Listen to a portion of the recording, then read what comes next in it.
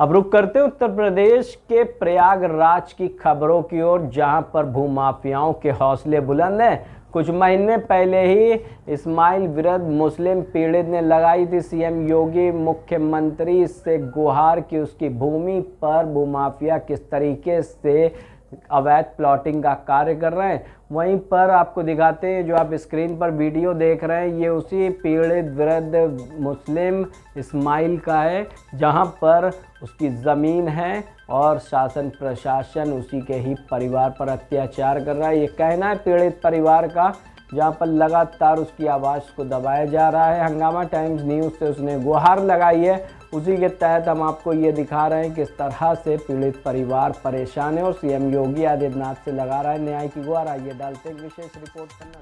नमस्कार, मैं एकता और आप देख रहे हैं हंगामा टाइम्स न्यूज़। आज प्रयागराज से चल के हमारे साथ एक दंपति हैं, बुजुर्ग दंपति की ज़मीन पे 10 सालों से किसी ने कब्जा कर लिया है। किस तरह ये खेल खेला गया, बड़ा खतरनाक खेल है कि बस कुछ संख्या चेंज करके, गाटा संख्या चेंज करके किस तरह से इनकी ज़मीन को किसी और ने बेच दिया, उसने किसी और को बेच दिया। लंबा सिलसिला चल रहा है, क्या काम है, किस तरह से उसने किया है, किस तरह से इन लोगों को ठगा, किस तरह से लोग परेशान हो रहे हैं, ये भी देखते हैं। क्या नाम है आपका? नैमुन्निसा। क्या हुआ आपके साथ? जमीन हमारी जो कब्जा करे हैं। किसने कब्जा की है और कब हुई है? 10 साल हो गए। अच्छा, 10 सालों से कब्जा हुआ है? हाँ, कब्जा हो रही है। किसने की अपनी जमीन कब्जा? आलोक पाड़े हैं, नूर मोहम्मद हैं, का कहते हैं वो है मुशर्रफ हैं, सरजू रेबी है, राज मोहम्मद हैं। इन लोगों ने आपकी जमीन को कब्जा किया। हाँ। तो कैसे आपको पता? जमीन पे हम लोग नहीं जानते नाम। अच्छा, कैसे कब्जा किया और कैसे आपको पता चला कि मेरी जमीन पे कब्जा हो गया है?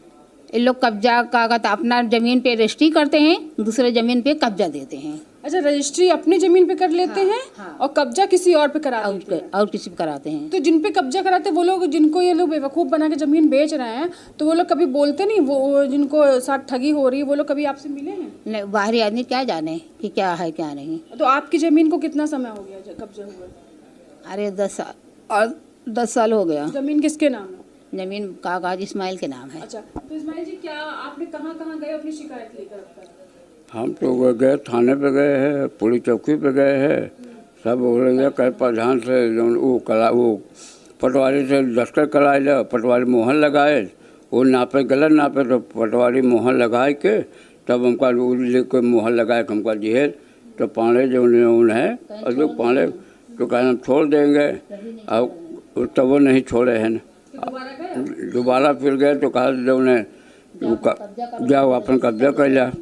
तो फिर पटवारी आया तो फिर मोहर लगा दिए। तो फिर हम लोग गया एक जने कहन के नकलऊ जाइए, तो नकलऊ आ गया।